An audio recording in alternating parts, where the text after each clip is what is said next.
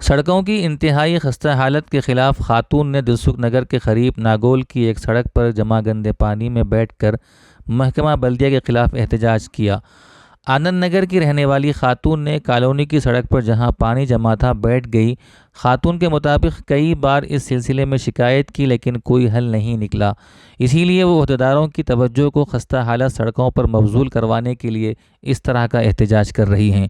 खातून ने एहतजाज के ज़रिए ग्रेटर हैदराबाद म्यूनसिपल कॉरपोरेशन के गैर मुनासिब रवैये की पोल खोल दी, जिसके बाद अहदेदारों ने इलाके का दौरा किया और खस्ता हाल सड़कों को फौरी ठीक कराने का तयक़ुन दिया।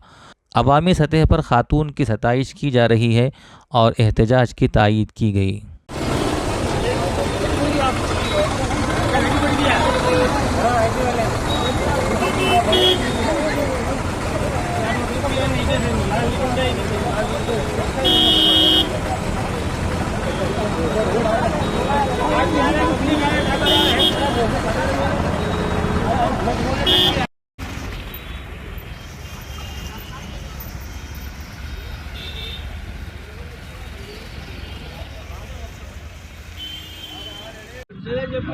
ఇక్కడ ఉప్పల్ నుంచి నాగోల్ వరకు వస్తుంటే 30 గుంతలు లెక్క పెట్టుకుంటూ వచ్చా నేను.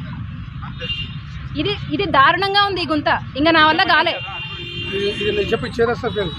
కూర్చున్నా ఇక్కడ లోతు గుంతలు ఎంత లోతునే మీరు కూడా ఒకసారి మెజర్ చేసుకోండి, మీకు తెలుస్తుంది. రోజు ఇబ్బంది పడుతున్నాం సార్. ఈ రోజు కాదు ఇది రోజు చాలా ఇబ్బంది పడుతున్నాం. దీన్ని సాల్వ్ చేయండి దయచేసి.